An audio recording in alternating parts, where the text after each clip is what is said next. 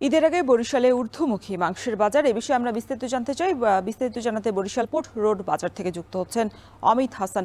অমিত, কোন কোন মাংসের দাম কতটা বাড়লো আর দাম বাড়ার কারণ হিসেবে ব্যবসায়ীরা কি বলছেন?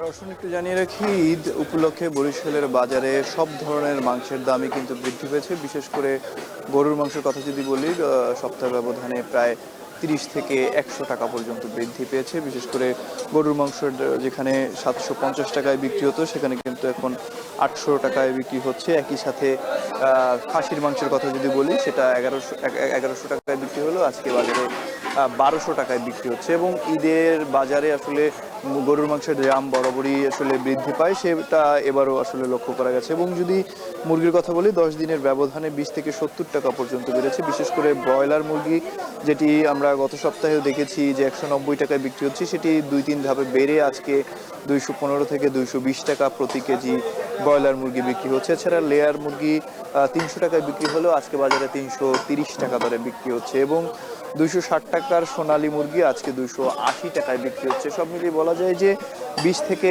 প্রায় 70 টাকা পর্যন্ত বেড়েছে মুরগির মাংসের দাম। এবং ব্যবসায়ীরা বলছেন যে ঈদে যে পরিমাণ চাহিদা থাকে সে পরিমাণ সরবরাহ আসলে বাজারে নেই, যার কারণে প্রতি বছরই দেখা যায় বিভিন্ন উৎসবের আগে মুরগির দাম কিংবা গরুর মাংসের দামটি বেড়ে যায়। এবং তারা আরও বলছেন যে বিশেষ করে বাচ্চা মুরগি যেগুলো রয়েছে সেগুলোর দাম বৃদ্ধি পাচ্ছে। এছাড়া উৎসব রয়েছে সামনে, একই সাথে বিভিন্ন ধরনের অনুষ্ঠান, বিয়ের অনুষ্ঠান, এই ধরনের অনুষ্ঠান কিন্তু বেশি রয়েছে ঈদের পরপরই, যার কারণে মুরগির চাহিদাটা এবছর বেশি, যার কারণে এই দামটিও আসলে বেড়েছে এবং চাহিদার তুলনায় সরবরাহ বেশ কম।